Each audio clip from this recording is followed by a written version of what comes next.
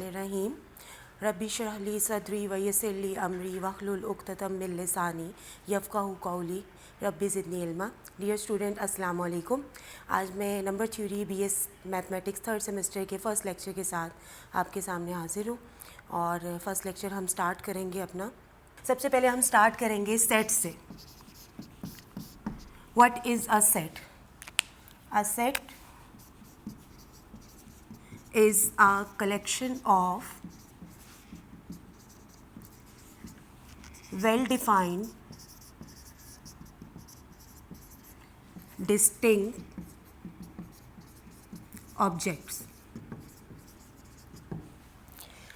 अब इसके अंदर जो जानने वाली चीज़ें हैं, सेट रिजेंबल करता है तीन चीज़ों से: कलेक्शन, मजमुआ, डिस्टिंक्ट, डिफरेंट, मुख्तलिफ, और वेल डिफाइन, एक दूसरे से राब्ता रखने वाली चीज़ें। फॉर एग्ज़ाम्पल, मेरे पास एक सेट है A 1 2 3, नंबर्स का सेट है, द सेट ऑफ 3 इंटीजर्स। बल्कि इसको ये कहना ज़्यादा अच्छा होगा, the set of first 3 natural numbers. इसी तरह से अगर मैं एक और सेट की एग्जांपल लूँ, जैसे B is a set A 1 और B, तो this is not a set, this is not a set because हमने इसको ब्रैकेट्स में तो लिख दिया और इसमें कलेक्शन भी आ गई, सारे एलिमेंट्स डिफरेंट भी हैं, लेकिन इन सारे एलिमेंट्स का आपस में कोई राब्ता नहीं। इसी वजह से ये सेट जो है A सेट, ये सेट कहलाता है, और ये कलेक्शन ऑफ ऑब्जेक्ट्स जो है, this is not a set. Next हमारी डेफिनेशन है जो नंबर थ्योरी की बहुत ही इंपॉर्टेंट डेफिनेशन है, that is definition of divisibility. Divisibility की डेफिनेशन में हमारे पास क्या चीज़ें होती हैं? Means divisibility, the definition of divisibility is we have for all A, B belongs to integers. आपके पास स्लाइड में भी आ रही है डिविजिबिलिटी की डेफिनेशन। मैं सिर्फ उसको थोड़ा सा ब्रीफली डिफ़ाइन करूँगी कि A और B दो इंटीजर्स हैं। ये इस तरह से इंटीजर्स हैं, if we say that B is divisible by A if and only if B can be written as a product of AC। What is C है? A और B को तो हमने डिफ़ाइन कर दिया, this is an integer. C क्या है? C is also an integer. For all C belongs to integer. अगर कोई भी दो एलिमेंट्स जो इंटीजर्स हों, उनके ऊपर ये डेफिनेशन होल्ड करे, तो हम कहेंगे कि B is divisible by A, and if B is not divisible by A, तो उसका जो साइन है वो ये आएगा, B is not divisible by A। Means we can not write B as a product of two integers. हम B को दो इंटीजर्स के प्रोडक्ट में नहीं लिख सकते हैं। तो और इसके लिए एक चीज़ और ज़रूरी है, बाज़-औक़ात बच्चे ये मिस्टेक करते हैं, they will write A over B। It means A is divided by B। यहाँ पे जो डिविजिबिलिटी की डेफिनेशन में हमने जो साइन पढ़ा, that is a straight line, तो हम उसको स्ट्रेट लाइन से ही रिप्रेजेंट करेंगे, हम उसको कर्व लाइन या स्लाइड लाइन से नहीं शो करेंगे। तो ये आपकी डिविजिबिलिटी की डेफिनेशन है। इस डिविजिबिलिटी की डेफिनेशन के अकॉर्डिंग हम एक दो एग्जांपल्स लेते हैं। For example, 8 is divisible bye 2 if and only if 8 can be written as a product of two integers. For example, we can write it as 2 into 4, and we are looking at this that 2 is an integer and 4 is also an integer. Now 9 is divisible by 2. 9 is not divisible by 2 because 9 cannot be written as a product of two integers, but we have to add here a remainder. This is called a remainder. जैसे हम divide करते हैं 9 को 2 से, तो 2 4 जा 8 and we get a remainder number 1. So we cannot write 9 as a product of two integers as a multiple of 2 or 4. Okay. Divisibility की definition पे वापस आए तो हमारे पास आ रहा है b is equal to A C. यहाँ पे हमने ये तो बता दिया b is divisible by a, तो क्या c is also a divisor? Yes, c is also a divisor. We can say that b is divisible by a and c is divisible by b is divisible by c. तो b number जो है जिसको हम दो integers के product में लिख रहे हैं वो उन्हीं दोनों प्रोडक्ट नंबर्स के डिविजिबिलिटी भी शो करेगा. b is divisible by a, b is divisible by c and also b is divisible bye ac. Separate numbers पे भी डिविजिबल होगा और उस नंबर के प्रोडक्ट के भी ये डिविजिबल होगा. अब हमारे पास थ्योरम है यूक्लिड थ्योरम. स्क्रीन पे आप लोगों के सामने आ रहा होगा यूक्लिड थ्योरम. यूक्लिड थ्योरम में हमने अगर आपको याद हो कि आपकी फर्स्ट ईयर की बुक में रिमाइंडर थ्योरम और फैक्टर थ्योरम उनका मिक्सचर जो है वो ये यूक्लिड थ्योरम है. अगर हम इसकी स्टेटमेंट को रिवाइज करें तो स्टेटमेंट है let a comma b belongs to integer. a and b are two integers. The statement of the theorem let a comma b belongs to integer with b is greater than 0. b को हम यहाँ पे कह रहे हैं कि b एक positive number है. You can write b greater than 0 और you can write b belongs to positive integers. दोनों में से आप कुछ भी लिख सकते हैं. Then there exist unique integers q and r such that a is equal to b q plus r. यहाँ पे q और r, q is the quotient and r is the remainder. Let us take an example. We divide 9 by 2. What we will get? 2 4s are 8 and we get a remainder 1. So we can write 9 as a product of 2 and 4 by adding 1. So this is the equation. We resemble it by a is equal to bq plus r, where a is equal to 9, b is equal to 2, q is equal to 4 and the remainder is equal to 1. अब जो Euclid theorem है उसमें हमने ये prove करना है कि ये जो एक्सप्रेशन है ये यूनिक है. Means there is no any number कि हम 9 को 2 से ही डिवाइड कर रहे हैं लेकिन यहाँ पे हम 4 की जगह कोई और नंबर मल्टीप्लाई कर दें. For example we can not multiply 8 2 5 10. ये बहुत छोटा नंबर बड़ा नंबर हो जाएगा एंड वी गेट अब -1. हमने पॉजिटिव नंबर रिमाइंडर में रखना है, पॉजिटिव इंटीजर रिमाइंडर में रखना है. इसे हम ऐसे नहीं कर सकते because we have a restriction on r that r should be greater और equal to 0 and less than b. और b के बारे में हमने क्या कहा था कि b जो है वो पॉजिटिव है. अगर b पॉजिटिव है तो r भी पॉजिटिव ही होगा. That's why we can not get a remainder which is in the negative form. Okay students, अब हम थ्योरम के प्रूफ की तरफ चलते हैं. Let a be the set of integers of the form. कोई भी एक सेट ले रहे हैं हम a.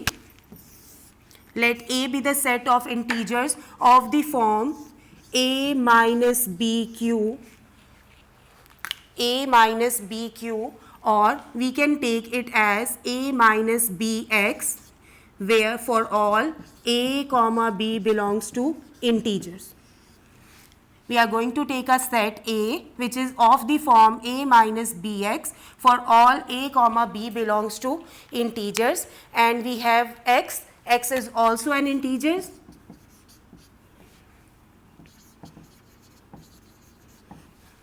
तो ये हमारे पास एक सेट है. अब हमने इस सेट को लेके चलना है कि जितने भी एलिमेंट्स हैं a के अंदर वो सारे इसी टाइप के हैं. Means you can write it as a1 minus b1 x, a2 minus b2 x, and up to so on, इनके सफिक्सेस चेंज होंगे लेकिन ये फॉर्मेट जो है वो यही रहेगा।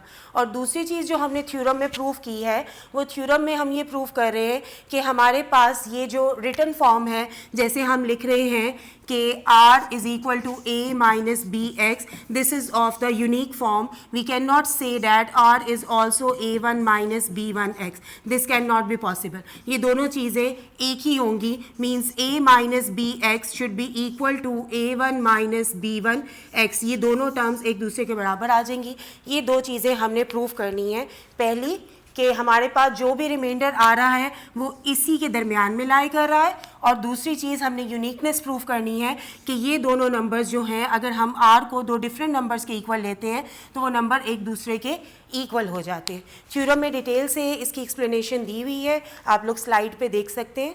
ये थ्योरम की नेक्स्ट स्लाइड है। आप अगर नेक्स्ट स्लाइड पे थ्योरम के देखें तो आप बहुत ईजीली देख सकते हैं कि हमारे पास जितनी भी फॉर्मेट है वो a is equal to B Q plus R की आ रही है, और r जो है वो लाई कर रहा है 0 और b के दरमियान में। अब हमने इसकी यूनिकनेस प्रूव करनी है, तो यूनिकनेस प्रूव करने के लिए हम क्या करने जा रहे हैं, हम दो नंबर ले रहे हैं। Now we let the two numbers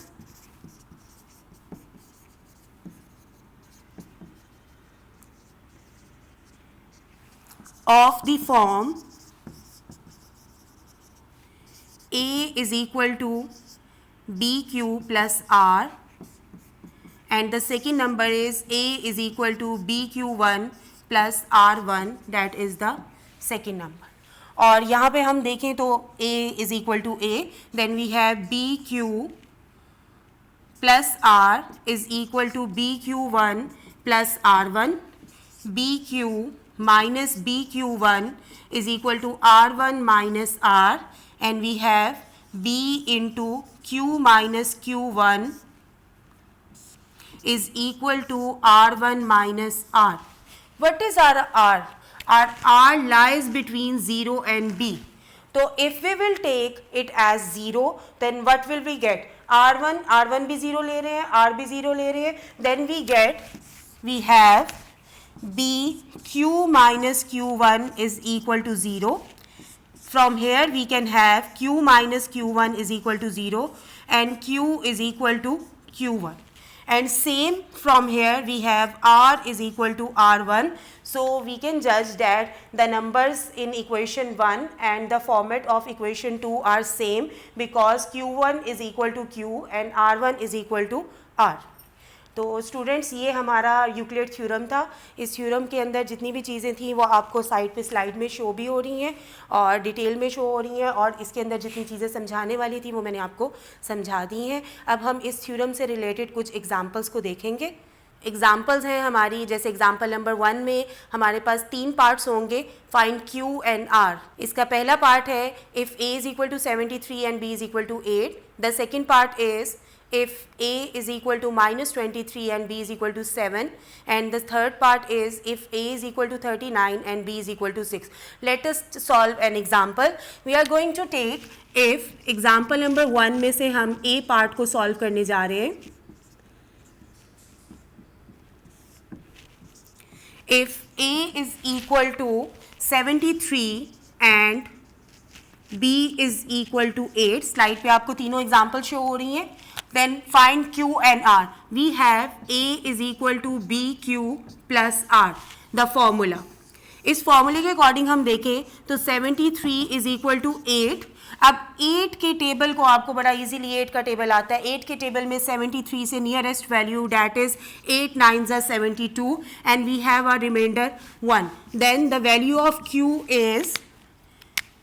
q is 9 and the value of r is 1. तो आपने इसी तरह से सेम बाकी की दो एग्जाम्पल करनी है। एग्जाम्पल नंबर 1 के दोनों parts. Now we go for example number 2। Example number 2 पे चलेंगे तो show that a raise to power n minus b raise to power n is divisible by a for all n belongs to integers, और n जो है that is a positive integer and including 0. We have example number 2 that is a raised to power n minus b raised to power n is divisible by a minus b for all n is greater or equal to 0 and belongs to integers. तो इसका solution हम देखते हैं students. इसके solution के लिए हम mathematical induction use करेंगे। आपको अगर मैथमेटिकल इंडक्शन याद हो तो मैथमेटिकल इंडक्शन हमारे पास थी कि हम n=1 के लिए स्टेटमेंट को प्रूव करते थे और उसके बाद k-1 या k टाइम्स तक हम स्टेटमेंट को ट्रू मान के अगली वैल्यू के लिए उसको प्रूव कर देते थे। तो for n=1 the above statement is a1 minus b1 is divisible by a minus b, which is true. As we can write it as a minus b, a raised to power 1, b minus b raised to power 1 is equal to a minus b times 1, and these two are integers. ये हमने ऊपर देख लिया। तो for n=1 के लिए the statement is true. Now we suppose that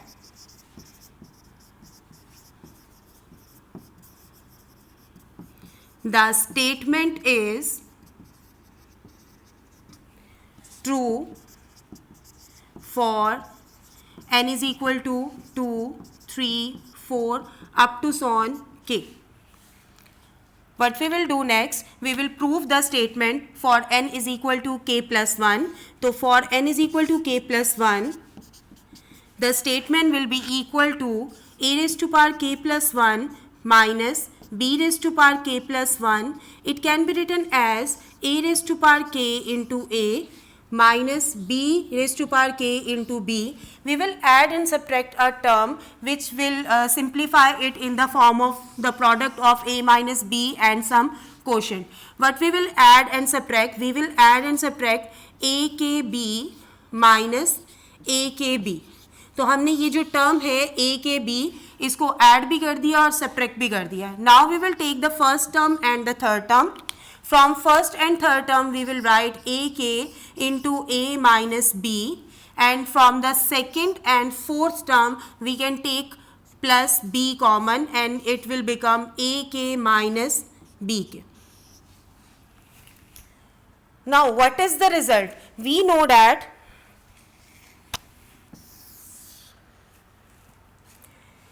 a raised to power k minus b raised to power k is equal to a minus b into q, as the statement is true for n=k. So we can put the value in equation number 1. Then equation 1 implies a raised to power k plus 1 minus b raised to power k plus 1 is equal to a raised to power k into a minus b, and put the value here for this. Then we have plus b into a minus b cube. But we will take common a minus b and we are left with ak plus b into q, which is clearly a product of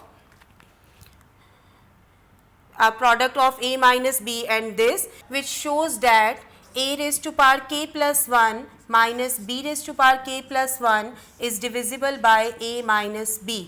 Hence, we can say that the given statement is true for all positive integers.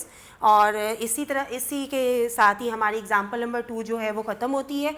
अगली examples जो हैं बेटा वो आपकी assignment के लिए है। Example number 3, example number 4 and example number 5।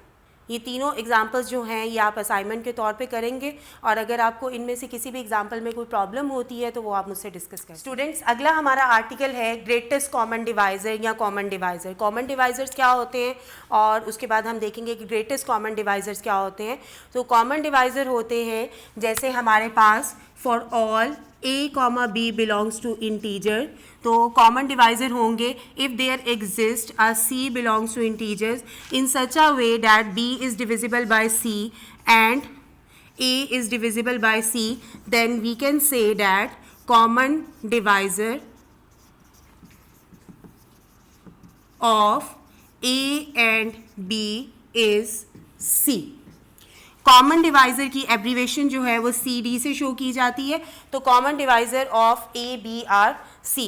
इसी तरह से हम ग्रेटेस्ट कॉमन डिवाइज़र की बात करेंगे कि what is the greatest common divisor. Definition के बाद हम एग्जाम्पल के थ्रू इसको अंडरस्टैंड भी करेंगे। ग्रेटेस्ट कॉमन डिवाइज़र में हमारे पास ये आ जाता है, जैसे हमारे पास हम एक एग्जाम्पल लेके चलते हैं। हमारे पास दो नंबर्स हैं the first number is 24 and the second number is 16.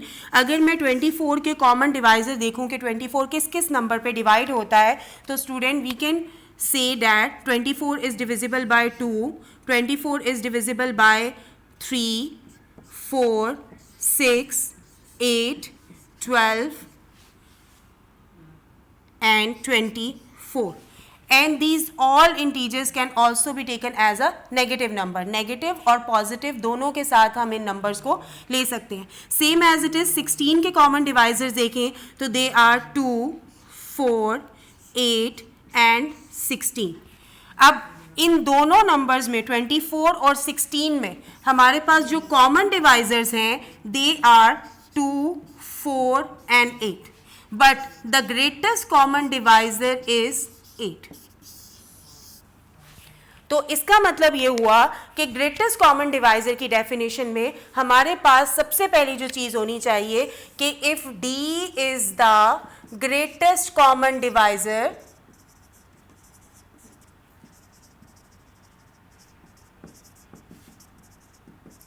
then number 1 D should be positive. D जो है वो एक पॉजिटिव नंबर होना चाहिए. नंबर 2 जो आपके नंबर्स हैं A और B, जैसे हमारे पास यहाँ पे 24 जो है वो A है और 16 जो है वो B है. The numbers A and B, A is divisible by D and B is divisible by D. और थर्ड हमारे पास है ये जो जितने भी कॉमन डिवाइजर्स हैं इन सबको हम C का नाम दे रहे हैं, जैसे C1, C2, C3. These are the common divisor. तो ग्रेटेस्ट कॉमन डिवाइजर जो है वो कॉमन डिवाइजर्स भी उसको डिवाइड करेंगे. जैसे हमारे पास आ जाएगा कॉमन डिवाइजर है C1, तो हमारे पास आएगा D is divisible bye C1 and D is divisible bye C2 and D is divisible bye C3. मतलब जितने भी कॉमन डिवाइज़र हैं वो सब के सब ग्रेटेस्ट कॉमन डिवाइज़र को अगर डिवाइड कर देते हैं तो the number is known as the D is known as the greatest common divisor. तो ये हमारे पास डेफिनेशन थी कॉमन डिवाइज़र की और ग्रेटेस्ट कॉमन डिवाइज़र की. उम्मीद है कि एग्जाम्पल के थ्रू आपको सारी चीज़ें क्लियर हो गई होंगी. नेक्स्ट आपके पास अगेन एक असाइनमेंट है जिसमें कुछ क्वेश्चंस हैं. उन क्वेश्चंस में से एक क्वेश्चन मैं अटेम्प्ट करके दिखाऊंगी और बाकी क्वेश्चंस जो हैं वो आपकी असाइनमेंट के तौर पे होंगे. तो हमारे पास फर्स्ट क्वेश्चन है, जैसे एग्जाम्पल नंबर 1 है फाइंड. एग्जाम्पल नंबर 1 है फाइंड करना है हमने 275 और 105 का ग्रेटेस्ट कॉमन डिवाइज़र. सबसे पहले इसका greatest common divisor find out करना है और उसके बाद इन दो नंबर्स को हमने लीनियर कॉम्बिनेशन में लिखना है. What is linear combination? Linear combination में हम अभी एग्जांपल के थ्रू करते हैं तो हमें क्लियर हो जाएगा कि what is linear combination, linear combination क्या होता है. वैसे आप लोगों की याद दहानी के लिए मैं लिख देती हूँ, लीनियर कॉम्बिनेशन इस टाइप की एक चीज़ होती है और we can say that C is equal to AX plus BY. तो हमारे पास दो वेरिएबल्स हैं, जैसे this is x and this is y. तो हमें a और b दो कांस्टेंट चाहिए इस तरह से कि हम इसको इस लीनियर कॉम्बिनेशन में लिख सकें. तो सबसे पहले हम ग्रेटेस्ट कॉमन डिवाइज़र लेते हैं, डिविजिबिलिटी के मेथड को यूज़ करते हैं. 105, बल्कि यहाँ पे हम 2 से मल्टीप्लाई करेंगे तो we will get 210. The number is 65. 105, 165, 0, 4, 65,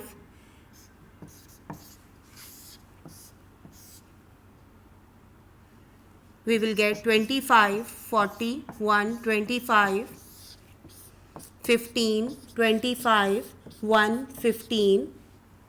further वहाँ पे जगह ख़त्म हो गई थी इससे मैं यहाँ पे लिख रही हूँ.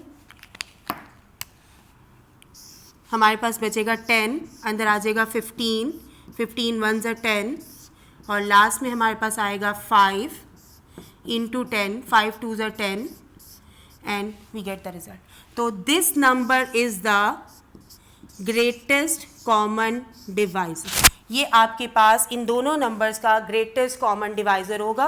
ग्रेटेस्ट कॉमन डिवाइज़र की अगर डेफिनेशन आपको पिछली स्लाइड पे से याद हो तो ग्रेटेस्ट कॉमन डिवाइज़र में हमने देखा था कि we can write a, b is equal to d। इसका मतलब है d जो है वो a और b का ग्रेटेस्ट कॉमन डिवाइज़र है। सेम एज इट इज़ अगर हम इसको लिखना चाहें तो इट्स मीन 275 एंड 105 का जो ग्रेटेस्ट कॉमन डिवाइज़र है दैट इज़ 5। अब हम देखेंगे कि हम इसको लीनियर कॉम्बिनेशन में कैसे लिखेंगे। ये जो डिवीजन मेथड आपने यूज़ किया है इसी को हम उल्टा लेके चलेंगे तो हमारे पास लीनियर कॉम्बिनेशन आ जाएगा। What is this c? This is our common divisor, ये हमारा d है। तो हमने 5 को लिखना है in the linear combination of this, तो we can write it as 5 is equal to, आपने लास्ट 2 नंबर्स ले लेने हैं। जैसे हमारे पास 15 और 10 आ रहा है तो ये आएगा 1 टाइम्स 15 माइनस 1 टाइम्स 10। फर्दर जो है वो हम अपना बड़ा नंबर एज इट इज़ छोड़ देंगे और छोटे नंबर को अदर 2 कॉम्बिनेशन में लिखेंगे। जैसे हमने 5 को लिखा है, 5 सबसे लास्ट में आ रहा था, इससे ऊपर वाले जो 2 नंबर्स थे वो 10 और 15 थे, तो हमने 5 को 10 और 15 में लिखा। अब 10 से ऊपर वाले 2 नंबर है 15 एंड 25, तो हम 15 को एज इट इज़ रहने देंगे और 1 टाइम्स 10 को हम लिखेंगे इन 2 नंबर्स के कॉम्बिनेशन में, that is 25 minus 15। This will become 1 times 15 minus 1 times 25, negative negative positive 1 times 15, and this will become, ये 2 टर्म्स मिलके बन जाएंगी 2 times 15 minus 1 times 25। अब हम क्या करेंगे, अपने बड़े नंबर को एज इट इज़ छोड़ देंगे, 25 को एज इट इज़ छोड़ देंगे, 15 का कॉम्बिनेशन बनाएंगे ऊपर वाले 2 नंबर्स के साथ। तो 15 का कॉम्बिनेशन बनेगा तो ये आ जाएगा 2 टाइम्स 15 की जगह आ जाएगा हमारे पास 40 minus 25 minus 1 times 25। 2 times 40 minus 2 times 25 minus 1 times 25। This will become 2 times 40 minus 2 and 1, that is 3 times 25। ये पॉइंट नहीं है, ये इनटू का साइन है, प्रोडक्ट का साइन है, तो इससे आप लोगों ने कंफ्यूज नहीं होना। अगेन हम अपने बड़े नंबर को वहीं पे छोड़ रहे हैं और छोटे नंबर को स्प्लिट कर रहे हैं। जैसे 25 के ऊपर 2 नंबर्स आ गए 40 एंड 65, तो this can be written as 3 times 65 minus 40, and this can be written as 2 into 40 minus 3 into 65 plus 3 into 40. This can be written as, ये आ जाएगा आपके पास 5 times 40 minus 3 times 65। अगेन हम अपने बड़े नंबर को छोड़ देंगे और छोटे नंबर को 40 जो है उसको हम ऊपर वाले 2 नंबर्स के कॉम्बिनेशन में लिखेंगे। तो ये हमारे पास आ जाएगा 5 times 105 minus 65 minus 3 times 65, and this can be written as 5 into 105 minus 5 into 65 minus 3 into 65, and this can be written as 5 into 105 minus 5 and 3 8 into 65। अभी भी हमारे पास जो नंबर गिवन थे डैट आर 27 एंड 105, हमारे पास 105 तो आ गया लेकिन 275 नहीं आया, तो हम अगेन अपने छोटे नंबर को स्प्लिट करेंगे, देखेंगे कि इसको हम किस कॉम्बिनेशन में लिख सकते हैं। तो ये हमारे पास आ जाएगा 5 इंटू 105 माइनस 8 इंटू 65 को। अब ऊपर तो कोई कॉम्बिनेशन नहीं नज़र आ रहा, लेकिन हमने ये देखा 105 को जब हम स्टूडेंट्स 2 से मल्टीप्लाई कर रहे हैं तो we get this number and remaining is 65, तो यही इसका कॉम्बिनेशन बनेगा। The combination will become 275 minus 2 times 105, and this will become 5 into 105 minus 8 into 275, negative negative positive 10 into 105, and the resultant is 15 times 105 minus 8 times 275, that is equal to your greatest common divisor 5। तो this is the linear combination कि हमने divisor को, आप common divisor को C से denote कर दें। ये हमारे पास अगर A है और ये हमारे पास b है, तो हमने इसको x से मल्टीप्लाई कर दिया और इसको y से मल्टीप्लाई कर दिया. This is our linear combination. तो हमने देख लिया कि कैसे हमने ग्रेटेस्ट कॉमन डिवाइज़र निकाला और कैसे हमारा लीनियर कम्बिनेशन निकला. अगली 3-4 एग्जाम्पल आपकी हेल्प के लिए हैं. जैसे आप स्क्रीन पे देख सकते हैं example number 2, example number 3 and example number 4. ये तीनों एग्जाम्पल्स जो हैं ये आपकी असाइनमेंट है. आप इनको असाइनमेंट के तौर पे अटेम्प्ट करें और अगर कोई चीज़ आपको समझ में ना आए तो आप मुझसे पूछ सकते हैं. आज के लेक्चर का लास्ट टॉपिक हमारा है लीस्ट कॉमन मल्टीपल, और उससे पहले हम कॉमन मल्टीपल्स देखेंगे. जैसे हमने डिवाइजर्स देखे थे वैसे ही हम मल्टीपल्स देखेंगे. तो सबसे पहले कॉमन मल्टीपल्स, जैसे हमारे पास नंबर्स हैं 4 एंड 6, तो इनके मल्टीपल्स बनेंगे. 4 के मल्टीपल्स बन रहे हैं हमारे पास 8, बल्कि सबसे पहले 4, 8, 12, 16, 20, 24, 28, 32, 36 एंड अप टू सो. इस तरह से 6 के मल्टीपल्स देखेंगे तो 6 के मल्टीपल्स हमारे पास आ जाएंगे 6, 12, 24, 36 एंड अप टू सो. अब यहाँ पे कॉमन मल्टीपल्स कौन से हैं? कॉमन मल्टीपल को हम CM से शो कर देते हैं. कॉमन मल्टीपल हमारे पास हैं, देखिए दोनों में 12 आ रहा है, दोनों में 24 आ रहा है और दोनों में 36 आ रहा है. तो these are the common multiples. और जहाँ तक बात है लीस्ट कॉमन मल्टीपल की, डिवाइजर्स में हम जो चीज़ देखते थे वो था ग्रेटेस्ट कॉमन डिवाइज़र, सबसे बड़ा कॉमन डिवाइज़र कौन सा है. लेकिन मल्टीपल में जो हम देखेंगे वो लीस्ट, सबसे छोटा कॉमन मल्टीपल कौन सा है. तो इन सब में जो सबसे छोटा कॉमन मल्टीपल है डैट इज़ 12. तो 12 is known as our LCM. LCM is the abbreviation of least common multiple. तो लीस्ट कॉमन मल्टीपल जो है वो इन नंबर्स का हमारे पास 12 आ गया. ये एग्जाम्पल जो है ये मैंने आपकी डेफिनेशन को इम्प्लाई करवाई है. डेफिनेशन आप स्क्रीन पे देख सकते हैं कि डेफिनेशन हमारे पास है कि let A1, A2, AN be non negative integers, non zero integers हैं ये आपके पास. Then any integer M is called least common multiple अगर वो 3 कंडीशंस को फॉलो अप करता है. वो कौन सी 3 कंडीशन है? वो 3 कंडीशन है कि ये जो मल्टीपल है ये पॉजिटिव होना चाहिए. This 12 is known as M. अगर मैं इस 12 को M का नाम दे दूं तो ये M जो है ये पॉजिटिव होना चाहिए. दूसरा, ये M जो है तमाम नंबर्स को जो हमारे पास कॉमन मल्टीपल के हैं ये उनको डिवाइड करना चाहिए हमारे पास. और तीसरी चीज़ जो हमारे पास है वो ये है कि ये जो हमारे पास नंबर है कॉमन मल्टीपल्स, ये सारे C, ये हमारे पास इंटीजर्स होने चाहिए और ये इंटीजर्स भी M से डिविजिबल होने चाहिए. हमारे पास क्या आ गई 3 कंडीशन, ये पॉजिटिव होना चाहिए, डिविजिबल होना चाहिए और जितने भी कॉमन मल्टीपल है उन सबको भी ये नंबर डिवाइड करना चाहिए. तो ये हमारे पास लीस्ट कॉमन मल्टीपल आ जाता है. इसी से रिलेटेड कुछ एग्जाम्पल है नेक्स्ट स्लाइड पे, वो आप देख सकते हैं. यहाँ पे आपके पास एग्जाम्पल नंबर 1, अगेन इसके अंदर है find the LCM of the pairs of integers. LCM निकालना है. एग्जाम्पल नंबर 2 है show that if AX plus BY is equal to M then M is divisible by A comma B. Example number 3 है आपके पास. और ये 3 examples जो हैं ये आपके पास LCM से रिलेटेड है. इसी तरह से आपके पास 4th एग्जाम्पल है show that if B comma C is equal to 1 then A comma BC is equal to A comma B and A comma C. याद रखिएगा जब भी ये जो ब्रैकेट लगी होती है A comma BC is equal to, जैसे लास्ट एग्जाम्पल हमारे पास है एग्जाम्पल नंबर 4, तो ये ग्रेटेस्ट कॉमन डिवाइज़र की डेफिनेशन को डिफाइन कर रही होती है. इसका मतलब है हमें ये चीज़ शो करनी है इनटू A कॉमा C. हमें ये शो करना है कि greatest common divisor of these number is equal to the product of greatest common divisor of these 2 numbers. Multiple को हम कैसे शो करते हैं? मल्टीपल को हम ऐसे शो करते हैं A comma B is equal to M.